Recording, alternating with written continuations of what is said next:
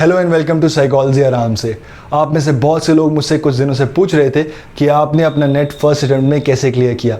तो आज एक डिटेल्ड वीडियो लेके आया हूँ जिसमें मैं बात करूँगा कि मैंने अपना नेट फर्स्ट अटेम्प्ट में कैसे क्लियर किया। तो ये बात है नवंबर 2017 की, जब मैं दिल्ली यूनिवर्सिटी के साउथ कैंपस में पढ़ाई किया करता था। तो इस दौरान मुझे एक स्टार्टिंग से एक इंटरेस्ट तो था ही कि टीचिंग करनी है। तो मैं अपने सीनियर्स के पास गया और मैंने उनसे पूछा कि ये नेट वगैरह होता क्या है। तो उन्होंने मुझे काफ़ी अच्छा आइडिया दिया कि एक्चुअली नेट होता क्या है। सो नेट यानी कि नेशनल एलिजिबिलिटी टेस्ट हमें एप्लीकेबल करता है एक लेक्चरशिप पोजीशन के लिए थ्रू आउट इंडिया।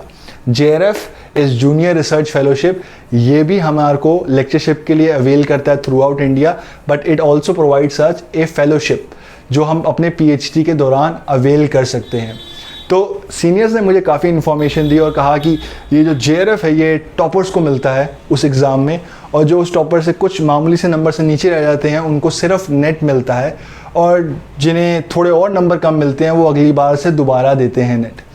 अब इसके साथ एक चेतावनी भी थी सीनियर्स की। सीनियर्स ने मुझे कहा कि नेट करना थोड़ा मुश्किल हो सकता है, लेकिन हमने भी ठान ली थी कि नेट तो हम करके रहेंगे।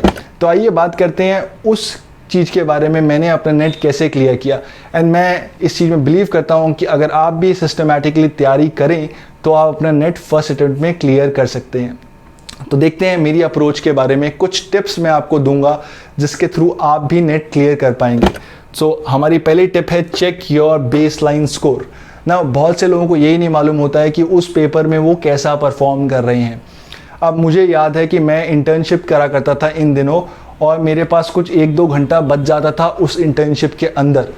अब मैं सारे नेट पेपर्स लेके बैठ जाता था, मैं सारे एंट्रेंस पेपर लेके बैठ जाता था, चाहे वो BHC के हो, चाहे वो क्राइस्ट के हो, any paper that was related to psychology मैं लेके बैठता था और अपना बेसलाइन स्कोर चेक करता था।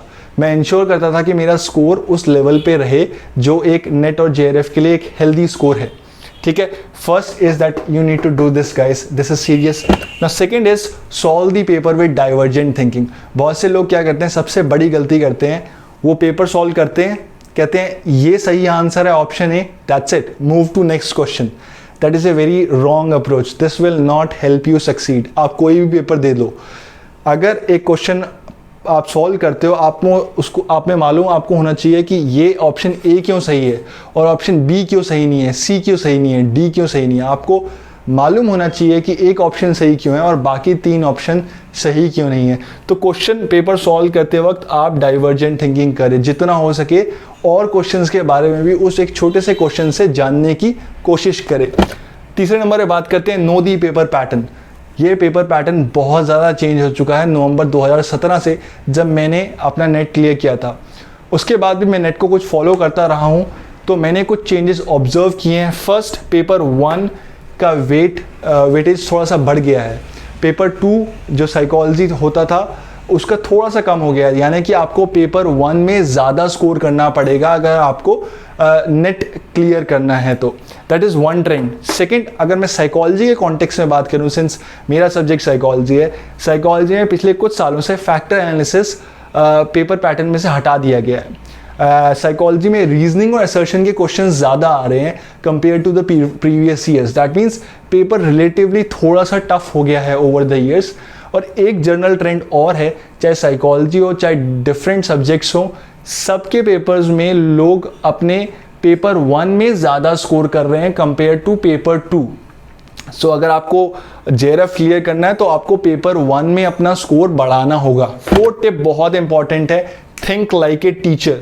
Now the problem with people is, जो भी नेट क्लियर करना चाहते हैं, अगर आप नेट क्लियर करना चाहते हो दैट मीन्स आप पढ़ाना चाहते हो, और अगर आप अच्छा पढ़ाओगे तो अच्छा पढ़ाने के लिए आपको एक टीचर की तरह, एक लेक्चरर की तरह, एक प्रोफेसर की तरह सोचना पड़ेगा। पेपर को, हर एक टॉपिक को ऐसे पढ़ो जैसे कि आपको वो टॉपिक प्रेजेंट करना है, आपको उसको पढ़ाना है। बिकॉज इन दी एंड तो आपका गोल है ना कि एक अच्छा लेक्चरर बनना। तो एक अच्छा लेक्चरर बनना है तो सारे टॉपिक्स हम ऐसे क्यों ना कवर करें जिससे कि लोगों को हेल्प हो, हमारे स्टूडेंट्स को, हमारे फ्यूचर स्टूडेंट्स को हम अच्छा पढ़ा पाएँ। So do that. Now the next is developing a reading habit. Now the problem with most of these net students is, इन सबके सपने तो होते हैं नेट क्लियर करने के लिए, बट कहीं ना कहीं वो रीडिंग की हैबिट नहीं होती है। दैट आपको पेपर्स तो सॉल्व कर रहे हो, with that you also need to be updated with the latest information. Now the 6th point is use charts and maps to learn.